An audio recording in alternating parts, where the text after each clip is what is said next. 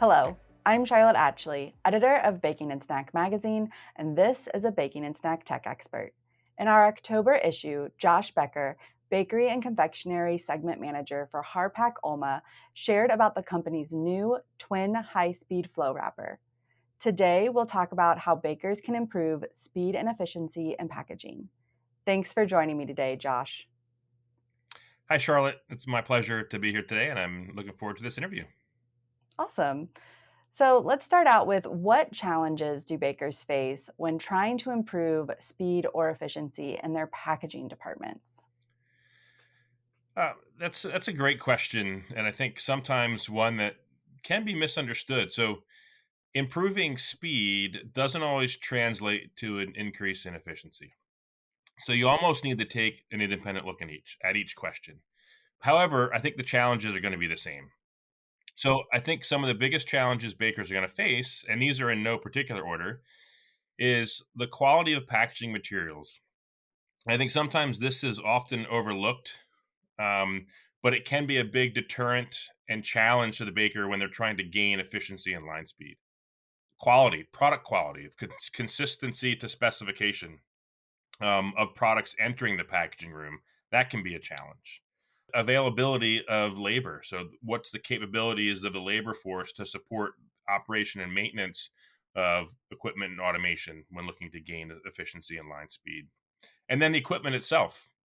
Is the equipment capable of running the proper line speed and efficiency with those inputs that I just mentioned? So I think those are the variables that really need to be considered. Deciding to run the front of a bakery, say a few more cuts per minute to get more speed seems great, but is the product characteristic becoming too much of a variable that will impact the efficiency and speed of the packaging line? So those challenges need to be taken into consideration first. And then I think another challenge for a baker is if more equipment is needed to gain line speed and efficiency, do they have space available for that equipment? I think those are the biggest challenges that bakers are facing, when trying to gain efficiency and line speed. So, Josh, when working with bakers, how do you address all of these challenges that you just mentioned? Sure. Well, I think to address those challenges, we first want to understand the variables we're dealing with and maybe which challenge they have and which ones they hope to eliminate. Our goal is to always provide a solution for bakers that check the box when they're deliverables for the project. I think the reality is that most projects require this type of conversation between baker and supplier, so we welcome them. The more we can find out about the requirements of each key stakeholder in a project, the better the solution will be for both baker and supplier. I think that's really the key to understanding why just speeding up a line doesn't always result in that increased throughput.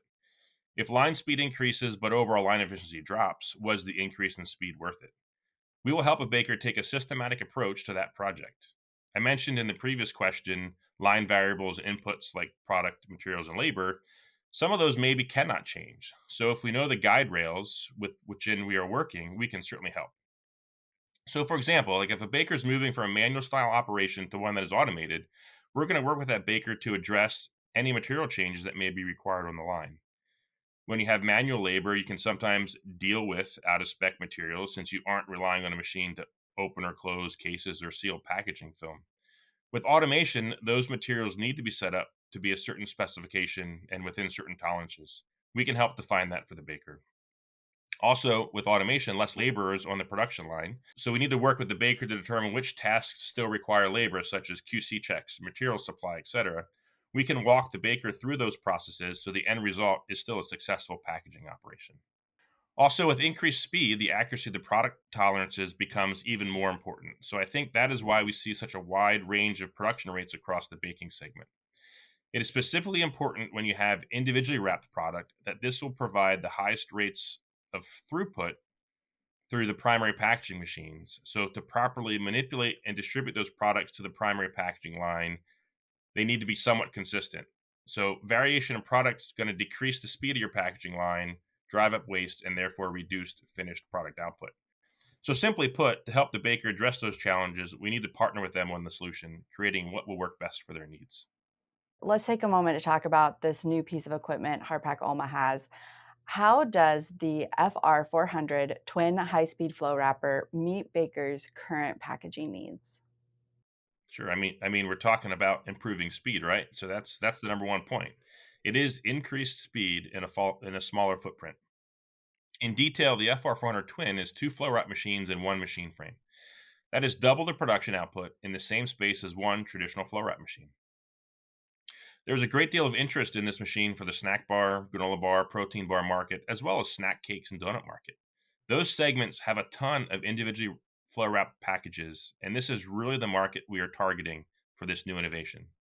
Each lane has the capability of packaging up to 700 products per minute or 70 meters of film per minute, so the total twin can do 1,400 products per minute. Now, those speeds are obviously dependent on product size. What's also important to consider is that each lane of the machine is independently operated of each other. They have a shared frame and shared HMI, but other than that, they are two completely independently controlled machines. So theoretically, you could even run different products at the same time, depending on your product delivery system.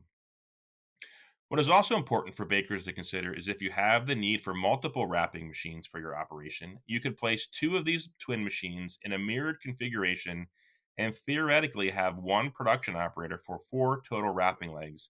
So that's a huge bump to your labor efficiency. So I think this machine really fits nicely for those looking to increase production capacity without adding additional floor space. That is really the sustainability play here is resource utilization. So if these benefits appeal to you, then why don't you come and see demonstrations on this machine at our booth at Pack Expo Chicago this November. Thank you. Thank you so much, Josh, for joining me today on this Baking and Snack Tech Expert.